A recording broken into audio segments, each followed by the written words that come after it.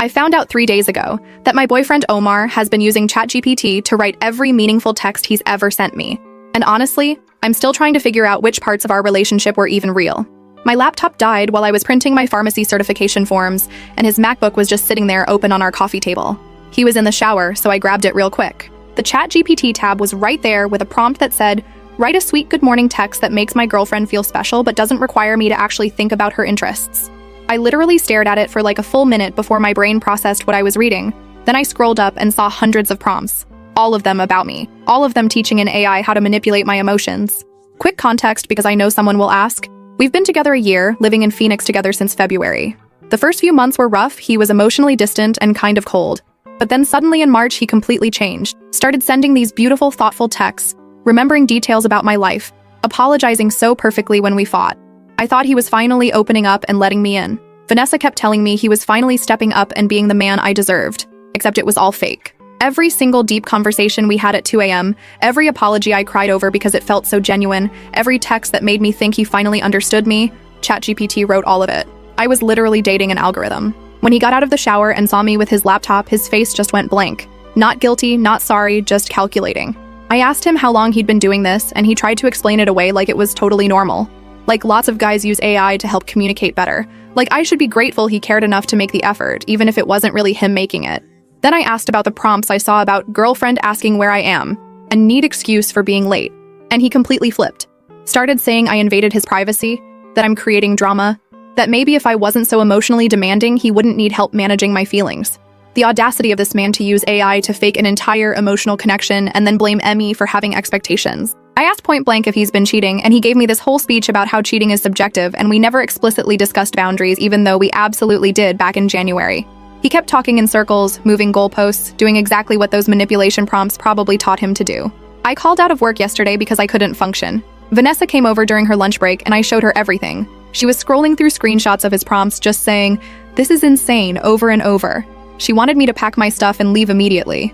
But I also couldn't just sit in that apartment, spiraling. So yesterday afternoon, I told Omar I was going to stay with Vanessa for a few days to clear my head. He didn't even try to stop me, just said that was probably healthy and gave me space. I threw some clothes in my gym bag and left, except I didn't go straight to Vanessa's. I kept thinking about all those prompts about excuses and late nights, and something told me to actually look at where he goes. So I drove to the LA Fitness on Camelback, where he always claims he's working out. His Jeep Cherokee wasn't there. I checked the parking lot twice. Then I drove by his office building even though he said he's been working from home this week. His Jeep wasn't there either. I was about to give up and actually go to Vanessa's when I decided to stop at Target to grab tampons and face wash since I left in such a rush. The Target on Indian School, the one we go to together literally all the time. And that's where I saw his Jeep in the parking lot. My first thought was maybe he had the same idea, needed to pick something up. But when I walked inside and turned down the main aisle, I saw him, standing in the baby section, with a girl I'd never seen before, a very pregnant girl. And they were looking at cribs together. Not like friends, not like cousins. He had his hand on her lower back and she was leaning into him, showing him something on her phone and laughing. They looked like every other couple in that section picking out nursery furniture. She was wearing one of those pregnancy announcement shirts. I just stood there frozen behind a display of diapers watching them. She kept touching her stomach and he kept touching her stomach, and they were having this whole animated conversation about whether they needed a changing table or if they could just use a dresser. This girl was pregnant with what was clearly his baby, and they were casually shopping for baby furniture on a Wednesday afternoon while I was supposedly at my best friend's house processing the ChatGPT betrayal. The girl said something about her mom wanting to throw them a baby shower next month, and Omar kissed her forehead. Kissed her forehead. Right there in Target.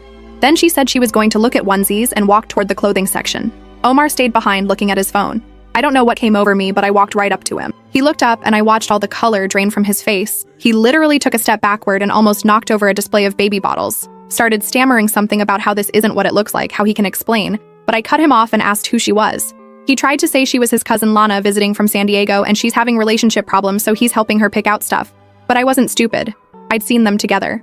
I asked how far along his cousin was and he said 7 months. 7 months. I asked when exactly they found out and he just stood there opening and closing his mouth like a fish. Then the girl came back around the corner holding tiny socks and saw us, saw me, and the look on her face told me everything. She knew exactly who I was. She stopped dead in her tracks and said, "Omar, what the hell?" in a voice that was absolutely not talking to a helpful cousin. Omar started trying to manage both of us at once, telling her it was fine, telling me we should talk outside. But I planted my feet right there in the baby aisle and asked the girl directly how long she'd been with Omar. She looked at him, looked at me, and I could see her doing math in her head trying to figure out what he'd told me versus what the truth was. She said they'd been together for 2 years. 2 years. Since before I even met him. I asked if she lived with him and she said no, she has her own apartment in Scottsdale but she stays at his place sometimes on weekends. His place. The place that's supposedly our place that we moved into together in February. I asked her if she knew about me and she looked genuinely confused. Said, "What do you mean, who are you?" And Omar tried to physically step between us at that point. Tried to guide me toward the exit. But I shoved his hand off my arm and told her I'm his girlfriend Elena. I've been living with him since February in the apartment on Monroe. The look on her face. She actually grabbed onto the shelf next to her for support. Started asking Omar if this was true. If he was living with someone else, why would he do this? And he was just standing there, looking between us, trying to figure out which fire to put out first. A Target employee started walking toward us asking if everything was okay, and Omar grabbed the pregnant girl's arm and tried to pull her away, saying they needed to talk privately. But she yanked her arm back and asked me directly where on Monroe. I told her the apartment complex name and the building number. She pulled out her phone with shaking hands and started scrolling through something, then held it up to show me. It was a text from Omar from 2 days ago. "Can't wait to see you this weekend, baby. I'll make your favorite dinner." The same text he sent me last week, word for word. She started crying right there in the baby section, asking how long. How could he do this? She's about to have his baby. And I'm standing there realizing that every night he said he was at the gym or working late or helping his friend Bo move or any of the 100 excuses, he was with her. He's been living a completely double life. The ChatGPT wasn't just about being bad at emotions, it was about managing 2 entirely separate relationships without getting caught. Omar was trying to calm her down, saying they needed to talk about this at home, not in public. But she kept asking about me in the apartment and when exactly he moved someone else in. I told her February, and she literally gasped. Said that's when he told her he needed space because of work stress. That he said he was focusing on his career and needed time alone to figure things out.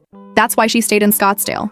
Because he convinced her he needed space while he was actually moving me into what she thought was their future home. The Target employee came back with a manager and asked us to either calm down or leave. The pregnant girl was full on sobbing now. Makeup running down her face, and I just felt completely numb. Omar kept trying to touch her shoulder and she kept flinching away. She looked at me and asked if I knew she existed, and I said not until 5 minutes ago. Asked if she knew about me and she shook her head no. We both just stared at him. This man who used AI to craft perfect messages to both of us. Who kept us completely separate. Who was about to have a baby with her while building a life with me. And he was still trying to manage the situation, still trying to control the narrative. Telling us both we needed to calm down and be rational and talk about this like adults. Lana grabbed a onesie from the cart and threw it at him. Not hard, it's literally baby clothes, but the gesture said everything. Then she walked past both of us toward the exit. I started to follow her, but Omar grabbed my wrist trying to stop me. I yanked it away and told him don't ever touch me again. I followed Lana out to the parking lot. She was crying and trying to catch her breath. I asked if she was okay, and she laughed this horrible, bitter laugh and said, "Does it look like she's okay?" We just stood there in the Target parking lot. 2 women who'd both been played by the same man, watching him walk out carrying the baby items they'd picked out. He tried to approach Lana, but she screamed at him to get away from her. He looked at me like I was supposed to help him or calm her down or something, but I just stared back. He ended up putting the stuff in his Jeep and driving away. Just left both of us standing there. Lana and I ended up sitting on the curb in that parking lot for almost an hour. She told me everything. How they met 2 years ago at a Suns game. How he pursued her hard. How they talked about getting married after the baby came. How he proposed to her last Christmas. And she has a ring at home that she stopped wearing when he said he needed space in February. She thought they were working through things. Thought he was dealing with commitment fears. Never imagined he was literally replacing her.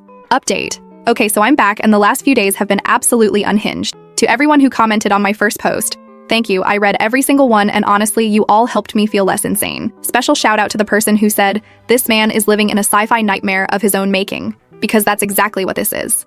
So when I left off, Lana and I were sitting on the curb in the Target parking lot, and she was telling me everything about their relationship. We sat there for over an hour just comparing notes, and every single thing she told me made me want to scream. The romantic weekend trips he took her on that he told me were work conferences, the anniversary dinners at the same restaurants he took me to. He literally recycled entire date ideas between us. Eventually, Lana said she needed to go home and process everything, and honestly, same. She asked if I wanted her number, and I said yes, but then immediately felt weird about it because what are we supposed to be now? Trauma-bonded besties. We're not friends. We're 2 women who got screwed over by the same guy. So we exchanged numbers, but neither of us texted after. I drove to Vanessa's place in Tempe, and the second she opened the door, I just started ugly crying. Like full body shaking, can't breathe, makeup everywhere crying. She pulled me inside and I told her everything that happened at Target. She kept saying, oh my god, and what the fuck over and over while I was talking. Her girlfriend Andrea came home from her shift around 8 p.m., and Vanessa caught her up and Andrea literally said she wants to find Omar and key his Jeep. I stayed at their place that night and my phone would not stop going off. Omar called me 17 times. 17. Left voicemails that I couldn't even bring myself to listen to. Sent like 40 texts that started with, "Please let me explain," and "It's not what you think," and "You're getting the wrong idea." The audacity to tell me I'm getting the wrong idea when I watched him shopping for cribs with his pregnant fiancée. Around 11 p.m., he switched tactics and started sending these long apologetic texts about how he never meant to hurt anyone, and he got in over his head and didn't know how to get out. How he cares about both of us, and this whole situation spiraled beyond his control. Like it happened to him instead of him doing it. Zero accountability. Just poor Omar caught in circumstances beyond his understanding. I didn't respond to any of it. Vanessa took my phone and put it on Do Not Disturb so I could actually sleep. Except I couldn't sleep because my brain wouldn't shut up.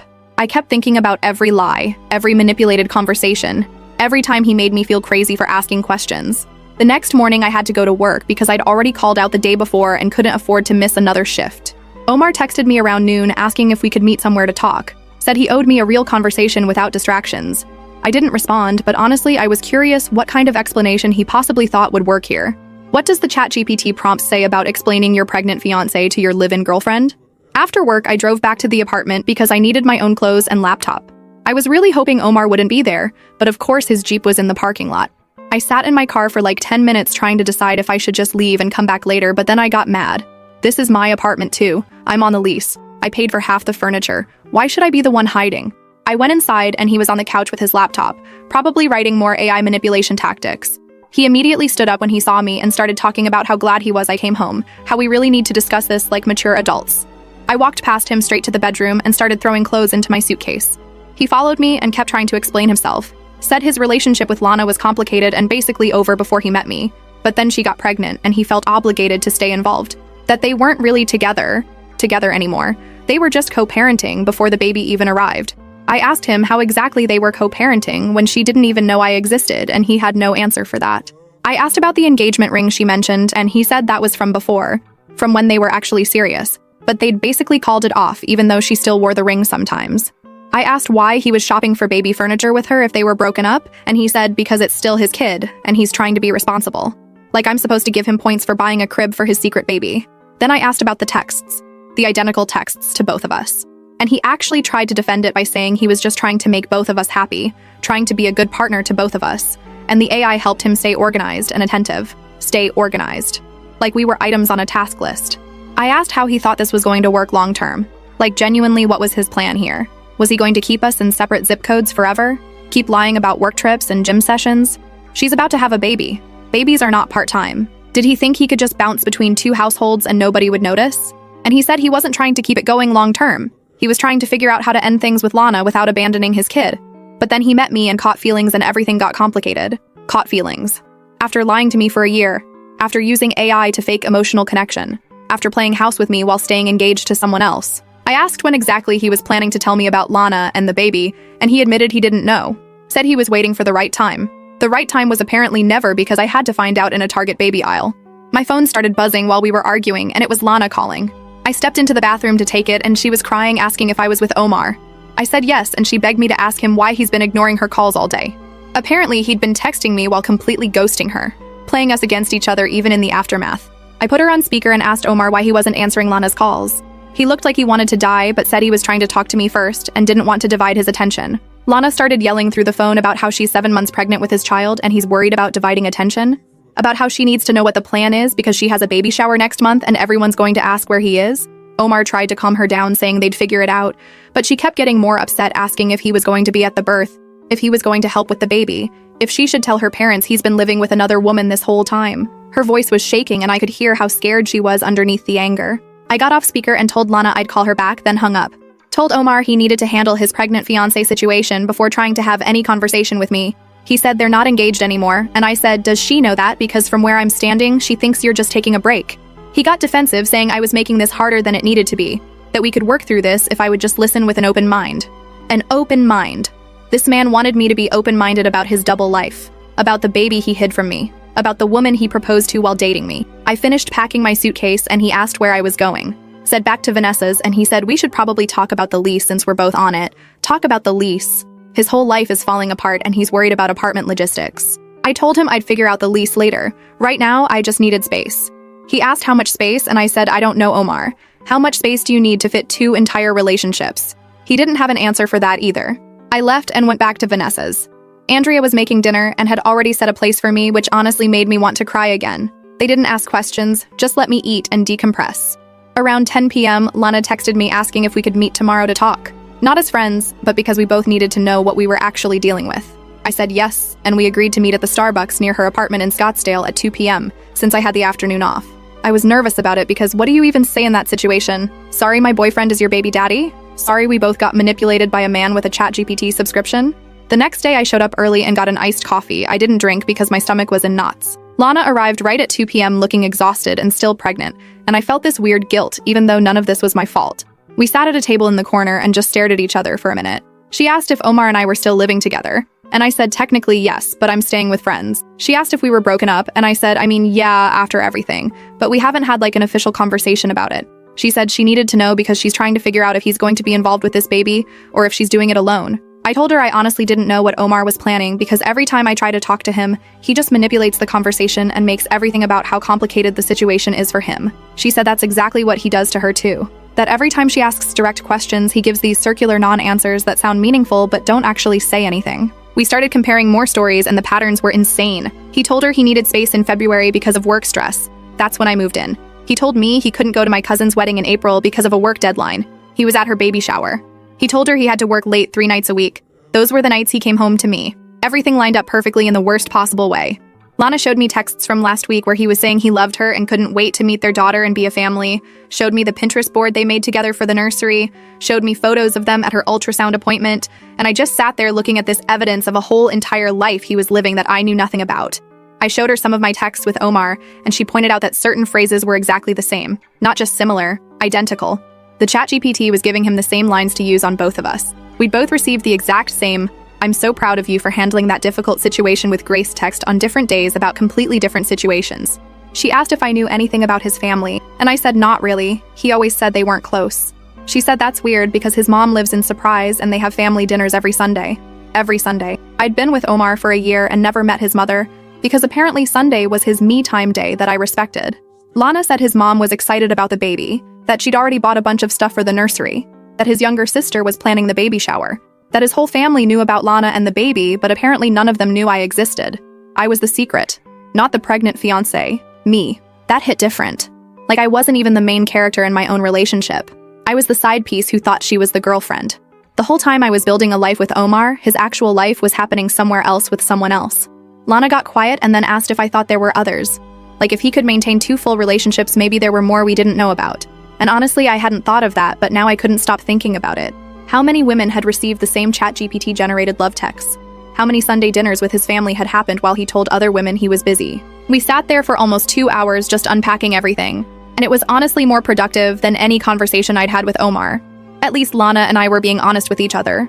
When we finally left the Starbucks, she said she was going to confront him about all of it and ask him to make a choice. Either he's involved with the baby or he's not, but she's done being confused about where they stand. I drove back to Vanessa's and found Omar had texted me like 30 times asking where I was and if we could please talk. Said he'd been thinking a lot about everything and wanted to make things right. I didn't respond because what does make things right even look like at this point? That night around 9 p.m., someone knocked on Vanessa's door, and when she looked through the peephole, it was Omar. He drove 40 minutes to find me and was standing on her doorstep asking to talk. Vanessa told him through the door that I didn't want to see him and he needed to leave. He kept saying he just needed 5 minutes, that there were things I didn't understand, that Lana was telling me lies. Andrea came to the door and told him more firmly to leave or she'd call the cops. He finally left, but Vanessa was pissed that he showed up at her place. Said he was escalating and I needed to be careful. I felt bad that my drama was bleeding into their space. The next morning, I woke up to a text from Lana sent at 3 a.m. He was just at my apartment. We need to talk ASAP. This is so much worse than we thought. Last update. Okay, I'm writing this from my parents' house in Tucson, and I still can't believe everything that's happened in the last week. So I left off with Lana's 3 a.m. text saying, "This is so much worse than we thought." I called her immediately, even though it was early, and she picked up on the first ring sounding completely wrecked. She said Omar showed up at her apartment around midnight demanding to talk, and when she let him in, he completely spiraled. Apparently, he was furious that we'd met at Starbucks, said we had no right to compare notes behind his back, and that we were ganging up on him and making everything worse. Lana told him we had every right to talk since he'd been lying to both of us, and that's when he really lost it. Started yelling about how she trapped him with the pregnancy, how she knew he wasn't ready for kids but got pregnant anyway, how this whole situation was basically her fault for not being more careful. Lana was 7 months pregnant and he was blaming her for it like he wasn't there participating. She told him to get out, but he refused. Said they needed to settle this right now because he couldn't keep doing this back and forth. That he needed to make a decision and stick with it. And that's when he told her he was choosing me. Just straight up said he wanted to be with me. That what we had was real and new and uncomplicated. That he'd support the baby financially, but he couldn't be in a relationship with her anymore. Lana said she just stared at him, asking if he was serious. If he really thought he could just walk away from his baby to play house with someone he'd been lying to for a year. And he said yes. He said, what I didn't know couldn't hurt me. And once the baby was born, he'd figure out a custody schedule that kept everything separate. I felt physically sick listening to this. This man really thought he could just choose me, and I'd never find out about any of it. That he could compartmentalize his life forever and nobody would be the wiser. The level of delusion was staggering. But then Lana said there was more. After he told her he was choosing me, she got so angry that she grabbed his phone off her coffee table and threatened to call me right then to tell me what he just said. He tried to grab it back and they had this whole struggle over the phone, and she managed to unlock it because she knew his passcode. And she saw his texts. Not texts to me or to her, texts to someone named Giselle with heart emojis, recent texts from that same night before he came to Lana's apartment. Messages about meeting up later that week and how much he missed her and couldn't wait to see her. Lana said she scrolled up and there were months of messages. Another woman, a whole other relationship we didn't know about. When she confronted him about Giselle, he tried to grab his phone back, but she wouldn't let him. She read messages out loud where he was planning dates and sending the same romantic texts and making promises. He finally admitted that yeah, he'd been seeing someone else casually, but it wasn't serious. It wasn't like what he had with either of us. Casually. Like that made it better. Lana said she lost her mind. Started screaming at him, asking how many women there were, if anyone in his life was real, if he was capable of telling the truth about anything. And he kept trying to minimize it, saying Giselle was just someone he saw occasionally when he needed space from all the pressure, that she didn't mean anything, as if that was supposed to be comforting. She told him to get out, and he finally left, but she was so shaken she couldn't sleep. That's when she texted me. I just sat there in Vanessa's guest room at 4 a.m., trying to process that there was another woman, 3 of us that we knew about. I called Vanessa into the room and told her everything Lana said. She was pacing around her bedroom saying this was absolutely insane, and we needed to do something. That Omar couldn't just keep getting away with this pattern of lying and manipulation. Then she said something that hadn't even occurred to me yet. What about his family? His mom, who supposedly had weekly Sunday dinners that I was never invited to. I told her what Lana had said about his mom living in surprise and knowing all about the baby and being excited to be a grandmother. Vanessa said we should go talk to her, that she deserved to know her son was living a completely fraudulent life and hurting multiple women. At first I thought that was too far, but then I got angry thinking about how his whole family knew about Lana and the baby, but none of them knew I existed, like I was some dirty secret he had to hide. We decided to meet up with Lana first that morning to figure out our plan. Met her at a park near her place around 11 a.m. and told her what we were thinking about confronting his mom. Lana looked exhausted, but said she'd give us his mom's address in surprise if we really wanted to do it. Said his mom's name was Amelie and she'd met her multiple times at family dinners. She warned us that Amelie could be pretty protective of Omar, but might also be horrified to learn what he'd been doing. Lana also told us more about what she'd seen on Omar's phone. The contact name was Giselle, with purple hearts, and the messages were definitely romantic. She'd managed to see enough to know this wasn't just some casual thing. There were messages going back months. We talked about trying to find Giselle to warn her, but we only had a first name and no other information. Lana remembered Omar had mentioned joining a hiking group, so we looked up the meetup page and found a woman named Giselle who'd been active in the group. We sent her a message through Meetup saying we needed to talk about Omar and it was urgent. She responded within an hour, asking what was going on and if he was okay. We asked if she could meet us that afternoon and she agreed. When she showed up at the park, she looked young and sweet and completely unsuspecting, mid-20s with dark curly hair. We told her everything and watched her face go through shock, disbelief, anger. She'd been seeing Omar for about 8 months through the hiking group. He told her he was single and looking for something real. When we told her about the baby and about me living with him, she looked like she might be sick. After we finished talking to Giselle and she left to process everything, Vanessa and I decided we were definitely going to Omar's mom's house. Lana gave us the address and said good luck because we'd need it. It was almost 4 p.m. by the time we got in Vanessa's car and drove out to her. The house was in a quiet suburban neighborhood, a single-story ranch style with a well-maintained yard. There was a silver Camry in the driveway and my hands were shaking as we walked up to the front door. Vanessa knocked and after a minute, a woman in her late 50s opened the door. She had Omar's eyes and his smile, and I felt this weird wave of anger seeing the resemblance. Vanessa asked if she was Amelie and if we could talk to her about Omar. She looked confused but invited us inside. Her living room was decorated with family photos and I could see Omar in several of them looking happy and normal. There was even a framed ultrasound photo on the mantle that must have been Lana's baby. We sat on her couch and I didn't even know where to start. Finally, I just said, "I'm Elena and I've been living with your son." The confused look on her face told me everything. She said that couldn't be right. Omar lives alone. He's been focusing on preparing for the baby with Lana. Vanessa pulled out her phone and showed Amelie photos of our apartment. photos of me and Omar together, dated receipts from furniture we'd bought. Amelie's face went pale and she kept saying this doesn't make sense. Omar wouldn't lie about something like this. I told her Omar had been lying about a lot of things and we were here because she deserved to know the truth about her son. I explained the whole situation, the double life, how neither Lana nor I knew about each other until this week, how there was even a third woman named Giselle. Amelie sat there shaking her head saying, "No, my son wouldn't do this. You must be mistaken or exaggerating." She kept defending him, saying he's under a lot of stress with the baby coming and maybe there were some misunderstandings, but he's a good man. Vanessa asked how it was a misunderstanding that he moved a girlfriend into an apartment while supposedly preparing to be a father with his fiancée. Amelie said fiancé was a strong word. They'd had some problems and taken a break, but they were working through it for the baby's sake. I asked if she knew they got engaged last Christmas, and Amelie said yes, but they'd called it off in February when things got rocky, except that's when I moved in. February is when Omar told Lana he needed space and simultaneously moved me into our apartment. I showed Amelie our lease with both our names on it, dated February 15th. She stared at it for a long time and I could see something shifting in her expression. Then she asked why we were really here, what we wanted from her. And I said honestly, I just wanted her to know who her son really is. That he's not the stressed out dad-to-be trying his best. He's a manipulator who used AI to fake emotional connections with multiple women while keeping us all separate so nobody would know the truth. Amelie got defensive, then saying I was being cruel and clearly bitter about a breakup. That Omar had already called her earlier that day, saying he was going through a difficult time with a girlfriend who was making accusations and causing drama. Of course, he'd already gotten to her first. Already planted the seeds that I was the problem. I asked her point blank if she thought it was normal that in a year of dating her son, I'd never met her or even knew she existed. That he told me his family wasn't close. She went quiet at that. Said Omar had mentioned a girl he was casually seeing but nothing serious. Casually. Vanessa jumped in and said we weren't here to attack her or her son. We were here because 3 women had been lied to and manipulated, and maybe if his own mother knew the truth, she could help him get actual help instead of enabling his behavior. Amelie did not like that. Said we had a lot of nerve coming to her home and telling her how to parent her adult son. She stood up and said she thought we should leave. That she'd talked to Omar about all of this, but she wasn't going to sit here and listen to strangers badmouth her child. I stood up too and said that's the problem. Everyone keeps enabling him and making excuses, and that's why he thinks he can treat people like this.